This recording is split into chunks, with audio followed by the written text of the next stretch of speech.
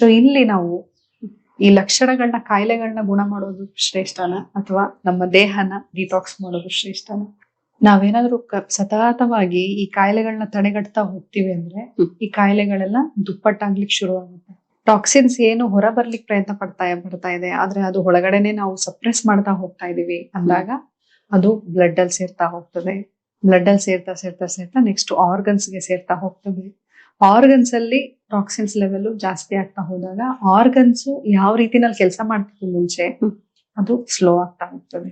Organ energy weak ಆಗ್ತಿದಂಗೆನೆ ಆ ಒಂದು ಅಂಗಗಳ ಸಂಬಂಧಪಟ್ಟಂತಹ ಕಾಯಿಲೆಗಳು ನಮ್ಗೆ ಕಾಣಿಸ್ಲಿಕ್ಕೆ ಶುರು ಆಗ್ತಾ ಹೋಗ್ತಿದೆ. ನೀವು ಆಯುರ್ವೇದಕ್ಕಾದ್ರೂ ಹೋಗಿ, ನ್ಯಾಚುರೋಪತಿಗಾದ್ರೂ ಹೋಗಿ, ಅವ್ರು ಮೊದ್ಲು ಮಾಡೋದೇ ಡಿಟಾಕ್ಸ್ ಮಾಡದಿರಾ ಯಾವ ಕಾಯಿಲೆನೂ ಗುಣ ಮಾಡ್ಲಿಕ್ಕೆ ಆಗೋದಿಲ್ಲ. ದೇಹ ಒಂಥರ ದೇವಾಲಯನ ಪ್ರತಿದಿನ ಹೇಗೆ ಶುಚಿ ಮಾಡಿ ಕ್ಲೆನ್ಸಿಂಗ್ ಮಾಡಿ ಅದನ್ನ ಎನರ್ಜೈಸ್ ಮಾಡ್ತಾರೋ ಅದೇ ರೀತಿನೇ ದೇಹ ಕೂಡ. ದೇಹನನ್ನು ಪ್ರತಿದಿನ ಈ ಒಂದು ನ್ಯಾಚುರಲ್ ಎಲಿಮಿನೇಷನ್ ಏನಿದೆಯಲ್ಲ ಅದು ಪ್ರತಿನಿತ್ಯ ಮಾಡ್ಲೇಬೇಕು.